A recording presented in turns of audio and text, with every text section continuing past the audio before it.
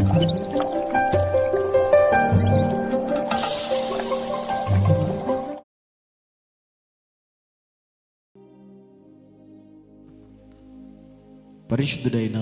ప్రభువును రక్షకుడైన యేసయ్య శ్రేష్టమైన నామములో ప్రియా దేవుని బిడ్డలైన మీ అందరికీ ప్రభువు నామం పేరిట ఈ ఉదయకాల సమయమందు హృదయపూర్వకమైనటువంటి వందనాలు ప్రతి ఒక్కరికి కూడా తెలియజేస్తూ ఉన్నాను.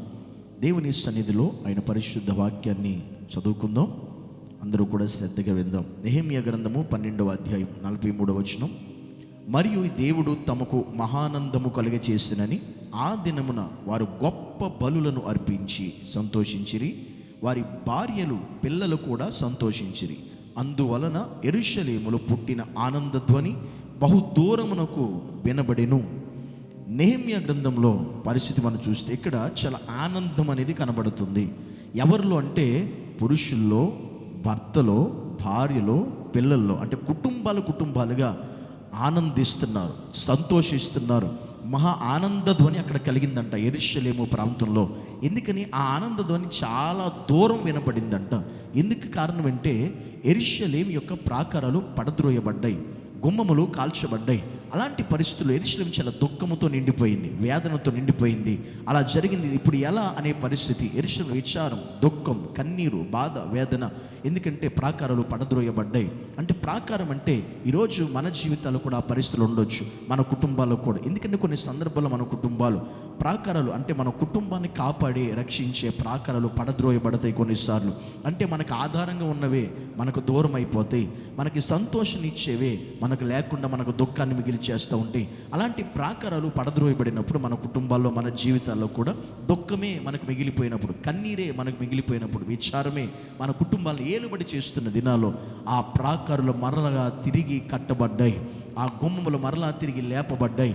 ఎప్పుడైతే యెరూషలేము ప్రాంతంలో నెహెమ్యా ద్వారా ఇశ్రాయేలు ప్రజలు అందరూ కూడా కలిసికట్టుగా కుటుంబాలుగా ఒక చేత్తో దేవుని పని చేస్తూ, ఒక చేత్తో యుద్ధం చేస్తూ ఎప్పుడైతే వారు ప్రాకారాలు కట్టడం మొదలుపెట్టారో, గుమ్మలు ఎత్తడం మొదలుపెట్టారో, దేవుడు అద్భుతమైన కార్యం చేసి అతి తక్కువ సమయంలోనే ప్రాకారాలు కట్టబడి గుమ్మలు లేవనెత్తబడి అద్భుతమైన కార్యం దేవుడు చేశాడు. ఇది చూసిన యెరూషలేము ప్రాంతంలో ఉన్నటువంటి దేవుని బిడ్డలైన ప్రతి ఒక్కరు కూడా, దేవుని నమ్మిన ప్రతి ఒక్కరు ఏం చేస్తే తెలుసా, ఇది జరిగిన తర్వాత అంటే ప్రాకారాలు కట్టబడి యెరూషలేము గుమ్మలు లేపబడి మరలా పూర్వపు వైభవం ఎప్పుడైతే వచ్చేసిందో యెరూషలేములో గొప్ప ఆనందం, గొప్ప సంతోషం, వారు, వారి భార్యలు, వారి పిల్లలు, కుటుంబాలే సంతోషించాయి, ఆనందించాయి.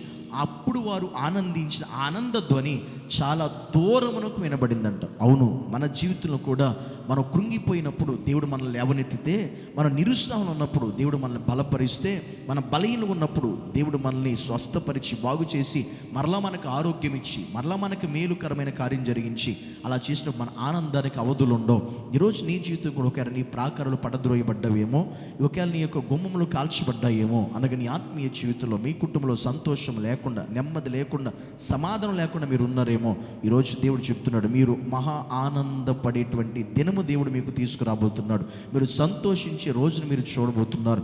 ఈ ఆనందం మీకు కలిగినప్పుడు అది చాలా దూరమునకు వినబడుతుంది. అంటే దేవుడు చేసిన కార్యం, దేవుడు చేసిన మేలు మనం సంతోషించి ఆనందించి అది చాలా దూరము వినబడే అంతగా మనం దేవుని కనపరచాలి. దేవుడు చేసిన కార్యాన్ని బట్టి అక్కడ వాళ్ళందరూ కూడా బలులు అర్పించారు, దేవుని స్తుతించారు, గణపరిచారు, మహిమపరిచారు. కనుక దేవుడు ఈరోజు నీతో మాట్లాడుతున్నాడు సూటిగా. నీవు ఆనందించే సమయం వచ్చింది, నీవు సంతోషించే సమయం వచ్చింది. పడిపోయిన ప్రాకారాలు దేవుడు నీ జీవితంలో కూడా తిరిగి కట్టబోతున్నాడు.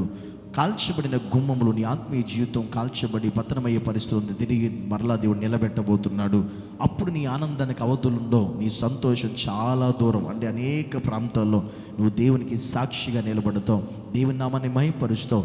కనుక ఈ కార్యము దేవుడు అలనాడు యెరూషలేములో ఉన్న ఆ సంతోషం, ఆనంద ధ్వని మన జీవితాల్లో కూడా, మన కుటుంబాల్లో కూడా కలుగునట్లుగా దేవుడు సహాయము చేయునుగాక. ఆమేన్. తండ్రి, నీకు వందనాలు, స్తోత్రములు నాయనా. నీ సన్నిధిలో యెరూషలేములో కుటుంబాలు, భార్య, భర్తలు, బిడ్డలు కూడా, పిల్లలు కూడా ఎంత ఆనందధ్వని చేసి సంతోషించి నిన్ను మహిమపరిచారు. ఈరోజు సంతోషం లేని కుటుంబాలు, ఆనందం లేని కుటుంబాలు, సమాధానం లేని కుటుంబాలు కూడా యేసు నీ నామములో మరలా వారి జీవితంలో ఆనందాన్ని, సంతోషాన్ని నింపి నడిపించి సహాయం చేయమని యేసు నామములో ప్రార్థిస్తున్నాము తండ్రి. ఆమేన్.